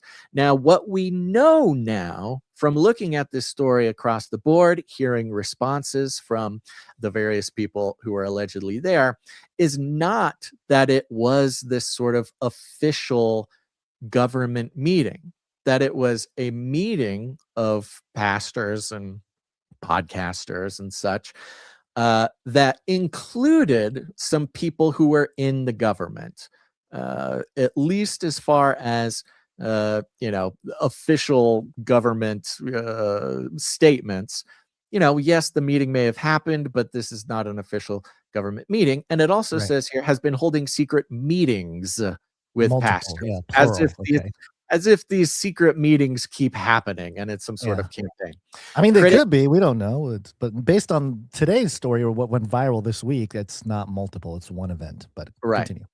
Critics are now asking a disturbing question. Why would the same government accused of hiding information for decades suddenly care about preparing Christians spiritually for what may be coming next? That is a wonderful question. I don't know about a disturbing question, but it's a wonderful question because asking that question can actually get you a little closer to the truth. It's only disturbing if you are under the impression that the U.S. government has been holding secret meetings with pastors about this and not that meetings of pastors that may include government employees happened once. It's only disturbing if you're going by the premise that they set for us, this alarmist premise.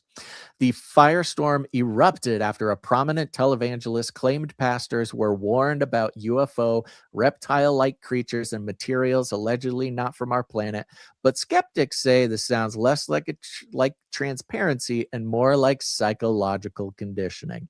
Now that we can agree with. Now, PSYOPs. Again, I'm not even convinced that this is coming straight from the government.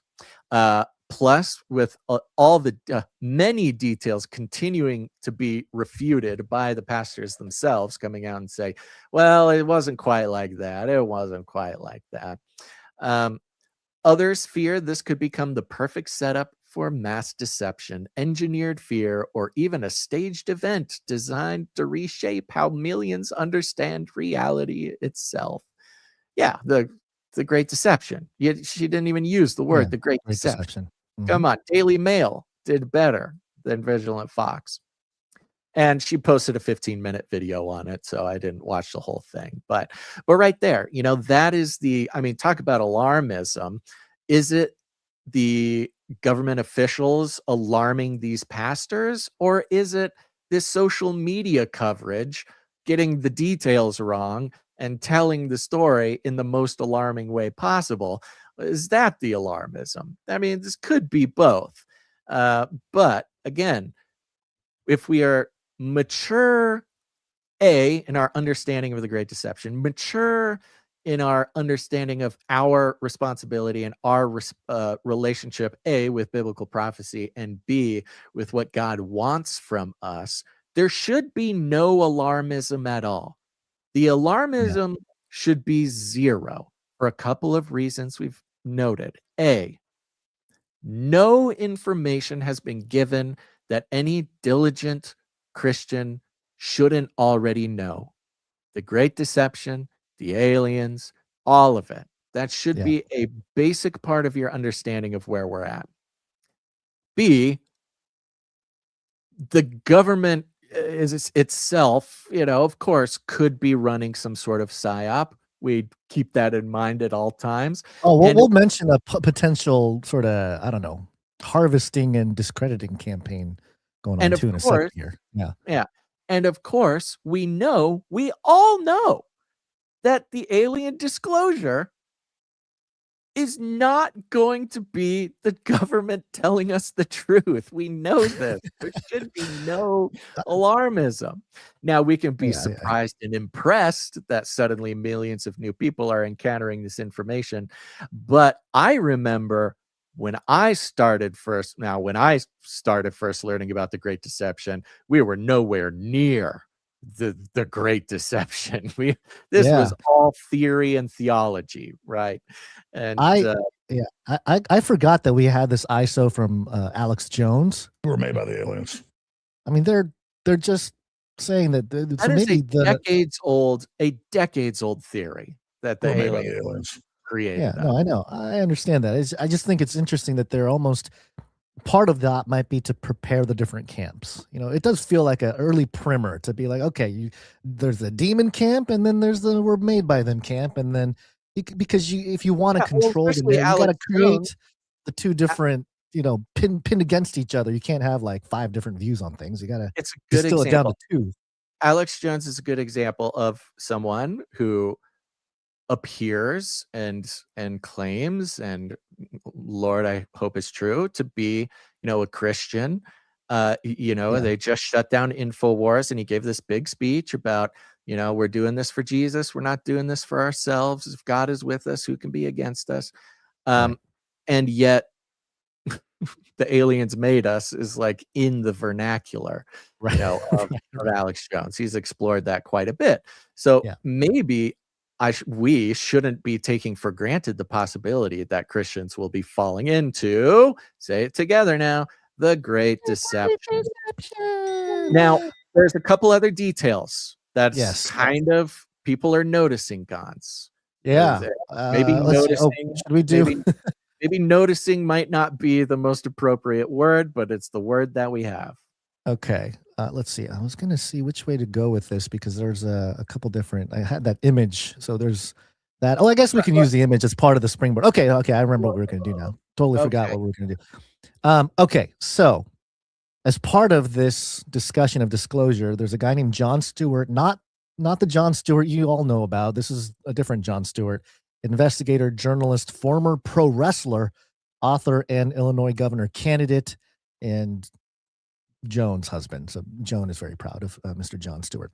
But he published a image of I don't know, looks like a turtle or something. And it says, this photo will be part of the Trump disclosure. Thank you, at Real Donald Trump. And admittedly, Basil, the image, some people are saying this is an old image from 4chan. I mean, I don't know, but looks like a turtle. For those who are just listening, it's allegedly a picture of an alien close up, shoulders up, and it's kind of a mix between like an alien gray, and a turtle, like an alien gray with a turtle face. Maybe this is the reptilian thing, but this allegedly has been leaked from the coming UFO files. Look, 2026. It just looks like any other old photo of anything. And that's kind of where we are with the deception. That's why the Great Deception is perfectly timed, because with AI, with everything, you could show the most legit 100% real photo of an alien and nobody's going to believe it. I mean, I don't believe this or whatever. It's not even that I believe or don't believe it. It's like, yeah, okay, sure. Why not? Thankfully, I summarized your sentiment there. I said, I know it's obvious at this point, but it bears repeating. They're disclosing all the pictures, videos, maybe some audio of alleged entities, right as AI is good enough from some guy in a basement to publish full-length action films with a few prompts. You can have all sorts of opinions about all of this, but you can't say you weren't warned. Stay watchful. And hey, guess what? Basil broke 100K impressions on X. Very Woo, impressive. look at that. Very Look at good that. job. Look at that taking off. Okay, Now, so in we this bring it up. thread, Mhm. in Yes, this, we're bringing this up because if you scroll through, you're getting all kinds of different views, and people are noticing that the list of pastors who were allegedly at this meeting, which I'll just rattle off the names here real quick. This is all should we public. show the meme first? Go to the meme. Okay, fine. We'll do the meme. meme. So this is coming from a parody account called Felix Lamana, and here's the meme. Basil, you can describe the meme. Yeah. Now this is just a reflection of what kind of led us down the rabbit trail to one of the angles. And I mean, talk about Yes. deception, that comes Right, from all yep. angles. And this is one that is particularly, let's say, flammable these days. And it's a picture of an alien, and it says, Israel is our greatest ally. And it has the Star of David down on the alien there. So the implication being, okay, if this is some sort of psyop here, this person thinks they know where the psyop is coming from. Right. Yeah. Now it's a little unusual because Jon Stewart, he's a good reply guy. He's replying to people in his on his thread there, but he took a particularly strong interest in this meme that should just kind of, it's just trash. Like, it's just detritus, right? Internet detritus is what this thing is. But it doesn't seem like he took it that way. No, he responded with a very long take here. Let me read for you what he said. This sounds like it was written by AI, but we'll do it here. So again, this is Jon Stewart replying to this meme here of the alien with the Star of David there. For the sake of clarity, consistency, and intellectual neutrality, I maintain a strict and deliberate policy of non-engagement with any questions, commentary, speculation, or discourse relating to Israel, whether directly or indirectly. Excuse me, Jon Stewart, you just engaged a post about Israel. Currently doing this, with a post that says you're not going to engage. Okay, anyway, sorry. Which is bringing attention to the post. We may not Why? Nobody would have said anything. Okay, this position is not rooted in hostility, bias, or any form of ideological opposition. Rather, it is a conscious choice grounded in my commitment to remain a neutral observer within the broader landscape of global geopolitics. In an era where discussions surrounding certain regions and topics are often highly charged, deeply polarized, and subject to rapid misinterpretation, I have determined that the most responsible course of action is to abstain entirely from engaging in that specific domain. My work, research, and public commentary are intended to focus on areas where objective analysis, open inquiry, and constructive dialogue can occur without the gravitational pull of entrenched narratives, or external assumptions. This boundary, he just goes on and on, a couple more paragraphs here. This boundary ensures that my perspectives are not misconstrued, co-opted, or framed within contexts that fall outside the scope of my expertise or intent. It allows me to preserve the integrity of my broader work by avoiding subjects that, by their nature, tend to eclipse nuance with pre-existing positions and expectations. Accordingly, I will not respond to elaborate on, or participate in any discussion pertaining to Israel. I ask that this... I ask that this boundary be respected, not as a statement of position, but as a reflection of a disciplined commitment to neutrality and focus. Honestly, what in the world, man? I think he's being very wise here. I think I'm actually going to copy. You think this is a legal protection for I don't any know. kind of? I wouldn't even begin to guess why so much energy went into this. Why? But it's very clear. I think both by the sort of flippant satirical meme and his exhaustive response about how he's not going to respond to it, I think reflects something that we began to see more of. Now, I'm not very much aware of each and every one of these pastors who were at this meeting. I kind of just learned about them as this story unfolded.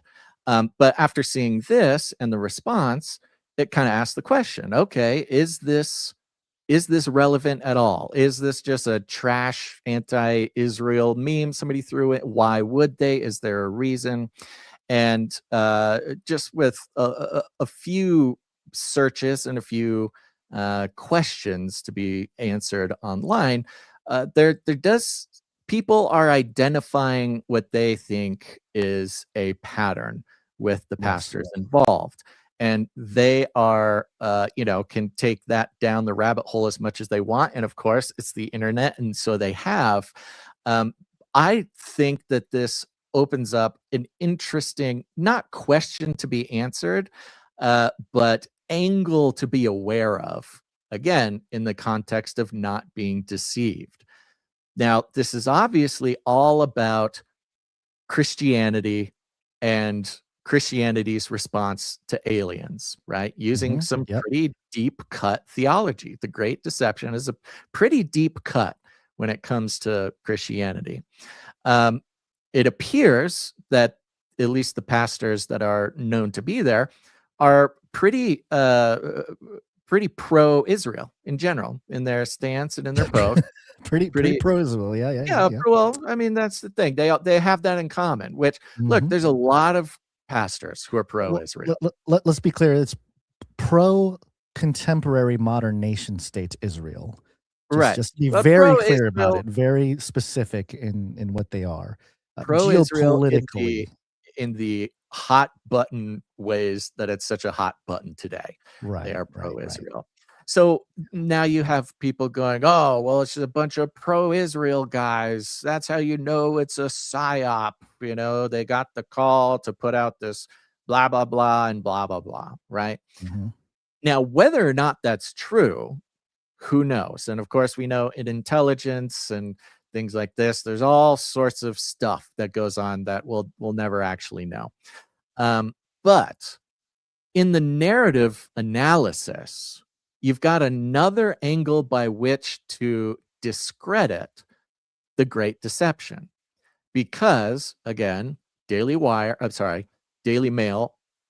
giving a straightforward description of Great Deception theology, which Christians will either agree on or not agree on. Christians will agree that aliens are demons, or they will not agree that aliens are demons. They might think that God made aliens, and that's great. There are brothers in creation or something. So every step along the way is a division ready to be divided, right? And this is another one of those, because there are Christians out there who will say, oh, this whole story comes from a bunch of pro-Israel pastors, therefore discrediting the Great Deception theology. So it's if somebody is very vehemently anti-pro-Israel, which is a very, I think, genius and gentle way to describe it. I'm very proud of myself. If somebody is very anti-pro-Israel, and they come to this conclusion and they do their noticing or whatever, then the Great Deception theology might get thrown out the window. They might become more assailable to the aliens are aliens, or the government's not lying to us about aliens. Yeah, it's a certain group of people that if Israel is anywhere involved, they are running the opposite direction. Right. Especially right now, it could put them at risk. It could put them at risk. Yeah. No, it's you're describing sort of a poison pill approach to the Great Deception. To discredit the Great Deception, let the people that are most criticized right now carry that message, or be the ones that are trying to capture the narrative. Now, in the bubble, you can maybe argue that it is the pro-Israel crowd who, again, they seem to have a dispensationalist view on eschatology. And a lot of that eschatology is what informs their current contemporary geopolitical positions. It could be that at a certain level, it's those folks who are trying to capture the narrative in order to allow the Christians to interpret the whole phenomenon through the concept of watchers and demons and the Book of Enoch but their sort of version of eschatology that includes all this other stuff, which again, there's overlap here in many different respects. But then on the other side of it, sure, this is going to really turn off the people who don't like this group. The group And that would be susceptible to this, to the poison pill, are what's being called right Yeah. now the what is it? The woke Reich, right? It's like the new right wing or something like that. They're the Nick Fuentes and the Tucker Carlson and the Candace.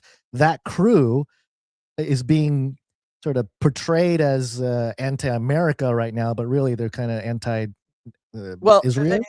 Yeah, and it's interesting because eschatology, end times prophecy, is already a central chapter in the Israel conversation. That's what I'm saying. It's the main driving force of the contemporary thing, right? Yeah. About biblical prophecy and the end of days is a central topic when it comes to the pro or anti-pro Israel conversation. And so, it's not even introducing a new poison pill. I think that's a great name for what it might be. Right. It might be a poison pill to discredit yet another, just another, not even the first, not even the most interesting, but discredit just another aspect of end times prophecy that again, creates this barrier. And whether you are pro or whether you are anti, it doesn't matter where you sit on that topic.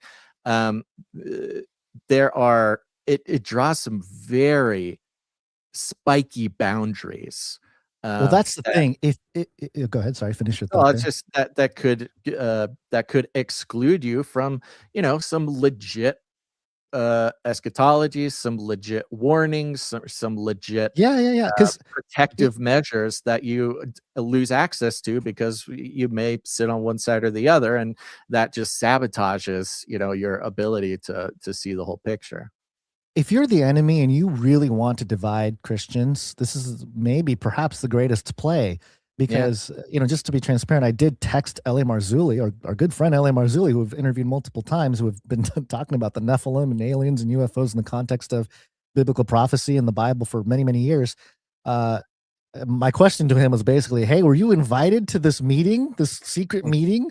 Because he's very pro-Israel geopolitically. And so he would kind of fit the archetype of the kind of person that would be invited to this meeting. And in fact, we were joking beforehand, maybe he's the one that kind of laid out the great deception concept because he's been saying that for years, but he's not getting any of the credit right now. he's being completely ignored in the mainstream.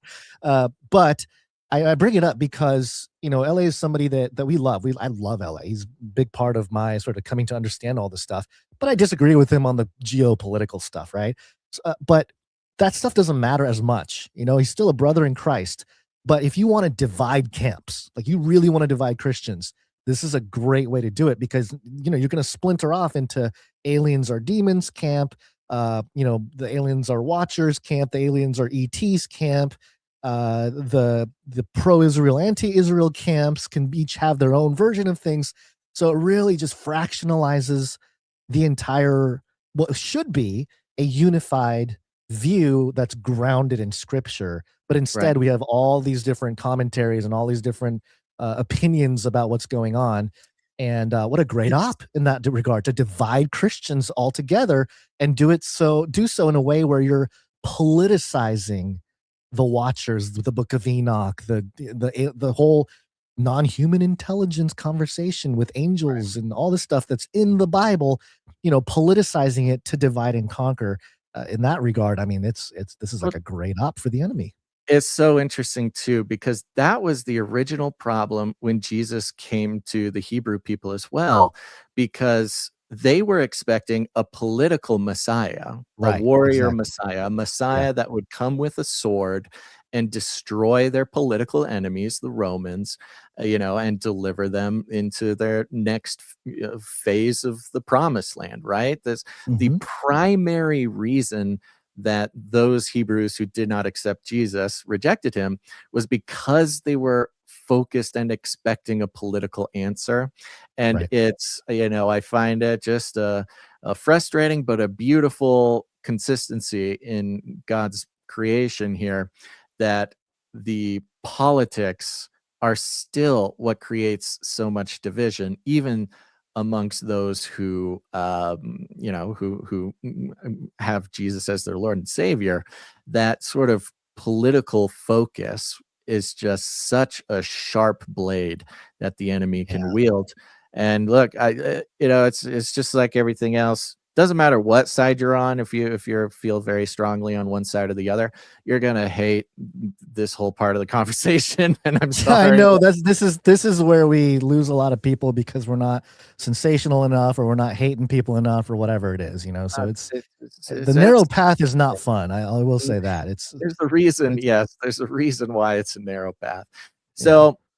Yeah, very interesting. Overall, man, I think this is a great invitation for people to dive deep, and I hope not just deep but wide when it comes to the Great Deception. The Great Deception theology is essential for keeping an eye out for where we are. Similar to sometimes in COVID, right? If you didn't spend 10 years before COVID coming to grips with, certain things, and you just learned about them during COVID, it was very difficult to know what to do, to accept or to not accept, or to believe or to not believe, to see the bigger picture. Thankfully, that event brought a lot of people into the fold, woke a lot of people up. But those who had been, in research mode for the 10 years beforehand could immediately spot it. It was a much more gentle process. There was a lot less mystery into what was going on or what to do about it. And I think it's very similar for this. I mean, disclosure is going to be the next, bomb dropped on civilization. After COVID, right? You're gonna have alien lockdowns, right? Stay inside. Alien lockdowns. They'll have mandatory vaccines, to ensure that you won't get infected by the aliens. The aliens can definitely bring. I mean, listen to that. There you go. There's one for the Red Book. After disclosure, hey, we admit it. There's aliens. They're around here. Here's one. Look, they're actually around you, and we have to say, World Health Organization says that the aliens actually brought a virus. And so we need to vaccinate you against the alien virus, and they're around us. So, and just run the whole thing over again. Would not be surprised. Something like that. There's more claims coming. There's this image will be shown on July 8th, 2026. And it's of kind of an ethereal humanoid figure, light, bright feet, glowing head, face type thing. You can't really tell what the face looks like, but it's almost like I don't know, like a transparent, semi-transparent. Well, here's what's going to happen. Humanoid, yeah. Whatever disclosure, if disclosure is as exciting as people are wanting to be, it's going to be completely unbelievable, right? Right. And those of us paying attention and in the zone, we know there's a deception involved. It's going to be completely unbelievable, but it doesn't matter, because once it's disclosed and it's officially legally the truth, then the power structures of the world will have every justification to enact any policy they want under the assumption that it's true. And just like COVID, where it doesn't matter if you thought whether COVID was real or not, the fact that they say it's real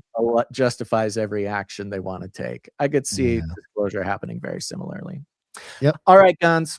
There's obviously an endless amount that we could talk about here. Highly recommend, of course, if you want to start getting your deep education on just from a wealth of researchers and theologians and at least well-respected people around here. Go start by watching Age of Deceit 1. It's just called The Age of Deceit, Fallen Angels and New World Order over on the Face Like the Sun YouTube channel. And then go find Canary Cry Radio on your podcast feed or something. And go back to some of the early episodes. Mike Heiser, Rob Skiba, L.A. Marzulli, Derek Gilbert. The funny thing is that the Great Deception is sort of this thing that underlies almost everything we explore in this genre. So go check it out. We'll see, maybe we might be able to put together a little something for everybody to help guide them through that. But we couldn't do this, Gons. We couldn't do it if it weren't for our producers. We're on the value for value model, of course, from top to bottom, from the analysis to the takes to the skepticism to the certainty that we have in this show. It is unmonetizable from top to bottom. Okay. Yeah. We don't accept any advertiser money, no sponsorships, no platform partnerships, none of that. We're entirely sustained by our producers, and the producers are you. Value for value model is very simple. If you get any value from any of this, just know that it can't happen. It won't happen ever again if people who get value don't put value back in. And look, some people think that's a lot of pressure. Don't worry. You can become a producer of the show with your time, your talent, your treasure. Okay. It's not all about money. If you're an artist, if you're a musician, we had somebody send in a great report on something we didn't have time for today, but I'm going to bring it on Monday. There's all sorts of ways to bring value back to the community, right? But you can go to canarycry.support to learn all about it and produce the show there. Let's see here. You know what? I would like, before we thank the executive producers, I would like to play the speak pipes. Okay. We got some voice messages, some announcements here. If you want, you can leave us a voice message over at canarycrynewstalk.com. You'll see a green tab on the right hand or the bottom side of the page. You can use any device. Click on that and you can leave us a message and assume that we are going to play that message on the air. We reserve the right to not play it on the air. If you don't want us to play it on the air, tell us at the beginning of your message. Say this is not for on the air. Well, we got a couple of voicemails that are important to the community here. Which one you got pulled up first? Let's do Sir Ike here talking about something. Here we go. Hey, Canary family. This is Sir Ike here. I want to give an announcement out there. I am getting ready to convene our annual calendar conclave. If you want to belong to the calendar project for this upcoming year, we're needing some artists to sign up. So if you want to join, just send me an email to canarycrysupplydrop@gmail.com and I'll get back with you. Thanks. Boom, boom. There you go. That's right. They're starting the project for the 2027 Canary Cry calendar. Oh, If you're an artist or anything like that, go ahead and email Sir Ike at canarycrysupplydrop@gmail.com. We are in dire need of artists right now. Actually, I don't know if that's true. I'm assuming, though. We're always in dire need of artists. So yeah, go get involved. The Canary Cry calendar is the most treasured thing that any Canarian can be a part of. And we just love seeing what the Canary Cry calendar conclave comes up with every year. All right. We have one from Liquid Bacons. Hey, Canarian, this is Liquid Bacons. It is Wednesday, my dudes. I just wanted to spread the word, let people know that there's a gate thread that's opened up on Canary Cry community, and I hear the site's been popping off like I'm new to it and all that, but I've been hearing that there's like a huge resurgence and stuff of activity, and same thing with Discord. So whichever one you like, there's a lot of new threads opened up. There's one of like supernatural and spiritual abuse kind of survivor group threads, and that's pretty good. But anyways, I just wanted to spread the awareness and all that, and for everybody who's been interacting with me and helping me out over there, I super duper appreciate it, and the prayers and everything. And so yeah, just wanted to let you guys know and say I love you all. Super appreciate you guys. All right, bye. Thank you very much, Liquid Bacons. Yes, there's a lot going on the communities. Okay, maybe you're new, maybe you've never connected, maybe you got a lot of questions about the Great Deception, maybe you want to learn more about the GATE program, the Gifted and Talented program of for government psychic children project. CIA recruit. Yeah, there's lots of great, it's not, not just conversations. These are some serious threads, serious support groups gathering on our various community pages. Of course, we have the Discord channel. If you go to canarycry.party, you'll see the link to join the Discord channel. I know they got a lot going on there. And yes, canarycry.community, another one of our communities that is off sort of big tech social media. canarycry.community. You can become a member there as well. All right, Guns. Just going to thank a couple people, not a whole ton of people today, but executive producers are people who come in, they support the show for $100 or more. That's why we give them the credit here at the top, which is now the bottom of the show. I want to give a big old thank you to executive producer Joseph G. Joseph G, thank you. Thank you, executive producer Joseph G, coming in for a nice round number, so we won't disclose it on the show. If you don't mind us disclosing the amount, dear current and future producers, put some funky numbers on there. 33 cents, 1, 2, 3, 4. If you come in with a nice round number on the 10 or the 5, that's you telling us you'd prefer we don't disclose it. But you could be like executive producer Sir LX Protocol, V2, Baron of the Brian Protocol.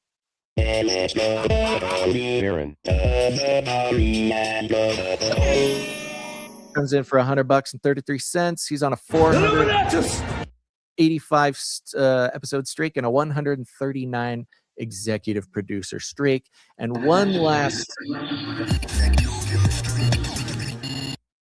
last producer came in under the executive producer amount, but want to thank her. That's producer Rebecca T. Rebecca T, thank you. She comes in for 3456, 3456. Thank you very much. And this is Rebecca T's 21 episode streak. Oh, there we go. Got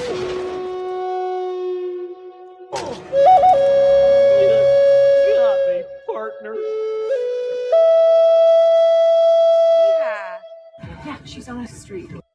If again, join the Canary Cry text message alert system. Text the word Canary to 877-740-3226. We got a message from Monica. It says, maybe creating a great deception playlist on Spotify would be helpful. You guys have been preparing the body for a long time. I wonder what the church folks from your beginnings think when they see news like this. God bless, Monica. Thank you, Monica. Yeah, if there's a producer out there or a couple producers want to get together and go through and make a Spotify Great Deception playlist, that would be wonderful. We would give you big props for that. These are the types of things, folks, that you can do to bring value back to the show. All right, Guns, you got to get Skadootin here. Skadootin. Yeah. Okay. Big ol' shout out to Jade Bouncerson. Thank you for doing the timestamps. Thank you. Jam for heading up the Telegram channel. Adam42 for doing the Discord channel. Thank you to Joe for the feedback. Thank you to Clank for everything you do. And of course, Sir Ike for keeping us alive, baby. Buy coffee. Oh, yeah. Go to cagerattlercoffee.com. Get the coffee. It's great. And share the show. Share it with your friends. Share it with your family. We call it Rattling Cages. And all you got to do is walk right up to him, grab him by the cage, and then you shake the cage. The end of the world occurred pretty much as we had predicted. I want to shake things up, stir up some controversy, rattle a few cages. Hey, stop that! You'll never silence me. I'm the last angry man, a crusader for the little guy. Leave the bird alone. Never. Rattle a few cages. Rattle a few cages. Every opportunity to improve. And if they don't? Ask Noah. That's right. Just ask Noah. Guns, any last words? Oh, man. Do I have any last words? In him, we have redemption. There you go. Amen. Yep. All right, everybody. Thanks for tuning in to this episode of Canary Cry News Talk. Make sure to tune in next time and do not be deceived. But until then, think outside the cage.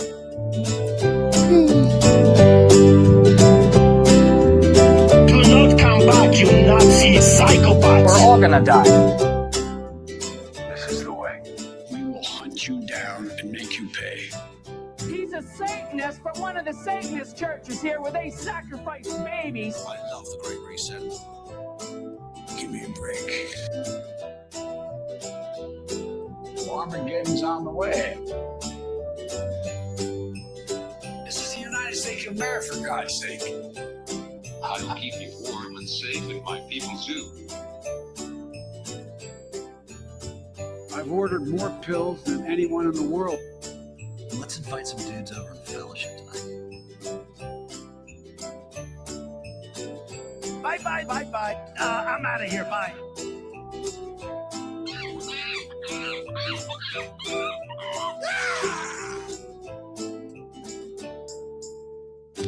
for value. We take no money from corporations, commies, or cartels.